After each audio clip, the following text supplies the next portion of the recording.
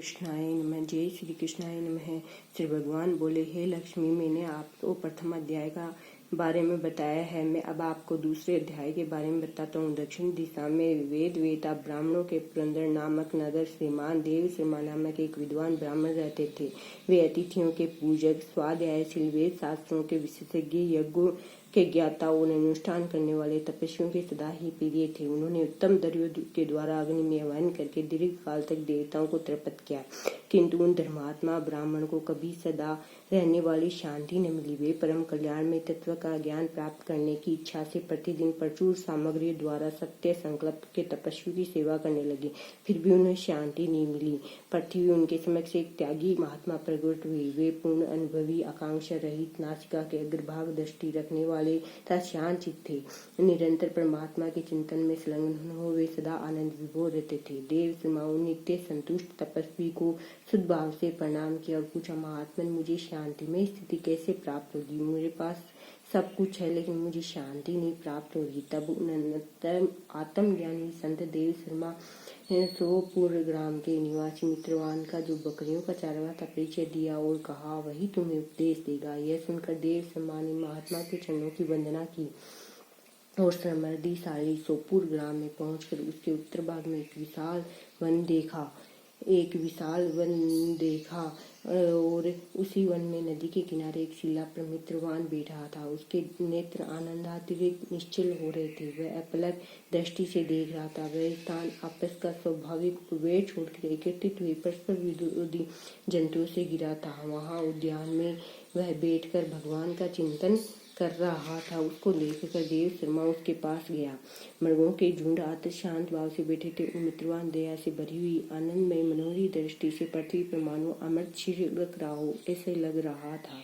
इस रूप से उसे देखकर देव शर्मा मन प्रसन्न हो गया। वे उत्सुक होकर बड़ी विनय के साथ मित्रवान के पास गए। मित्रवान भी अपने मस्तक को नीचा करके उनका आदर किया।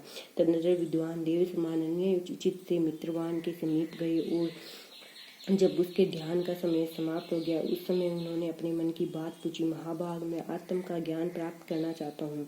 मेरे इस मनोरथ की पूर्ति के लिए मुझे किसी ऐसे उपाय का उपदेश दीजिए जिसके द्वारा सिद्धि प्राप्त हो चुकी हो। देव शर्मा की बात सुनकर मित्रवान एक क्षण तक कुछ विचार किया। उसके बाद इस प्रकार कहा, विद्वान, एक समय की बात है, मैं वन के भीतर बकरियों की रक्षा कर रहा था। इतने ही में ही एक भयंकर व्याघ्र मेरी दृष्टि पड़ी, जो मानो सबको खा लेना चाहता था। मैं मृत्यु से डरता हुआ झाड़ियों के झुंड में छुप गया, किंतु एक बकरी तुरंत ही सारा भय छोड़कर नदी के किनारे उस बाग के पास बेरोक टोक चली गई।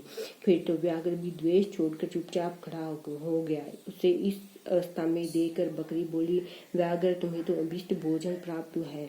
मेरे शरीर से मांस निकालकर प्रेम पूर्वक खाओ ना। तुम इतनी देर से खड़े क्यों हो? तुम्हारे मन में मुझे खाने का विचार क्यों नहीं हो रहा?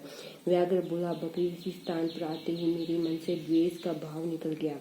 भूख प्यास में मिट गई, इसलिए पास आने पर भी मुझे तुम्हें खाने की इच्छा नहीं हो रही। व्याघ्र यूं कहने पर बकरी बोली, न जाने मैं कैसे निर्भय हो गई और इसमें क्या कारण हो सकता है? यदि तुम जानते हो तो बताओ। यह सुनकर व्याघ्र ने कहा, मैं भी नहीं जानता, चलो सामने खड़े हुए इन महापुरुष से पूछते हैं। ऐसा निश्चय करके वे दोनों वहां से चल दिए।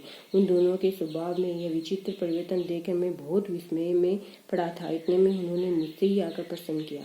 वहां वृक्ष की शाखा पर एक वानरराज बैठा हुआ था। उन दोनों के साथ मैंने भी वानरराज से पूछा। विप्रवर, मेरे पूछने पर वानरराज ने आदरपूर्वक कहा, अजापाल, सुनो, इस विषय में मैं तुम्हें प्राचीन वृतांत सुनाता हूँ। यह सामने वन के भीतर जो बहुत बड़ा मंदिर है, उसकी ओर देखो। उसमें ब्रह्मा जी का स्थापित किया हुआ एक शिवलिंग है। पूर्व काल में यहाँ सुकर्मा नामक एक बुद्धिमान महात्मा रहते थे, जो तपस्या में संलग्न होकर इस मंदिर में उपासना करते थे।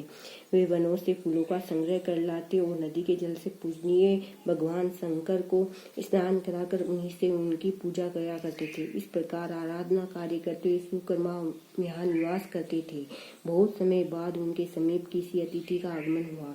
सुकर्मा भोजन के लिए फल लाकर अतिथि को अर्पण किया और कहा, विद्वान, मैं केवल तत्व ज्ञान की इच्छा से भगवान शंकर की आराधना करता हूँ। आज इस आराधना का फल परिपक्व होकर मुझे मिल गया है, क्योंकि इस समय आप जैसे महापुरुष ने मुझ पर अनुग्रह किया है। सुकर्मा के मधुर वचन सुनकर तपस्या के धनी महात्मा अतिथि को यह बड़ी प्रसन्नता हुई। उन्होंने एक शिलाखंड पर गीता का दूसरा अध्याय लिख दिया और ब्राह्मण को उसके पाठ एवं अभ्यास के लिए आज्ञा देते हुए कहा, ब्राह्मण, इससे तुम्हारा आत्मज्ञान संबंधित मनोरथ अपने आप सफल हो जाएगा। यूं कहकर वे बुद्धिमान वहां से चले गए। सुकर्मा सामने ही उनके देखते देखते अंतर ध्यान हो गए। सुकर्मा विस्मित होकर उनके आदेश के अनुसार निरंतर गीता के द्वितीय अध्याय का अभ्यास करने लगे। तदंतर दीर्घ पश्चात अंतःकरण शुद्ध होकर उन्हें आत्मज्ञान की प्राप्ति हुई। फिर वे जहाँ जहाँ गए वहाँ तपोवन शांत हो गया।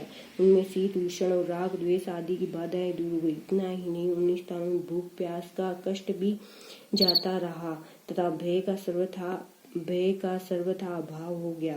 यह सब द्वितीय अध्याय का जप करने वाले सुकर्मा ब्राह्मण को तपस्या का प्रभाव समझो। मित्रवान कहता है, वानराज के यूं कहने पर मैं प्रसन्नता पूर्वक बकरी और बाघ के साथ उस मंदिर की ओर गया। वहां जाकर शिलाखंड पर लिखे हुए गीता के द्वितीय अध्याय का मैंने देखा और पढ़ा। उसी की आवृत्ति करने से मैंने तपस्या पार लिया है। अतः भद्रपुरुष, तुम भी सदा द्वितीय अध्याय की आवृत्ति किया करो। ऐसा करने पर मुक्ति तुमसे दूर नहीं रहेगी। श्री भगवान बोले, हे प्रिय मित्रवान के इस प्रकार आदेश देने पर देव शर्मा ने उसका पूजन किया। उसे प्रणाम करके पुरंदरपुर की राह ली। वहां किसी देवालय में पूर्वोक्त आत्मज्ञानी महात्मा को पाकर उन्होंने यह सारा वृतांत निवेदन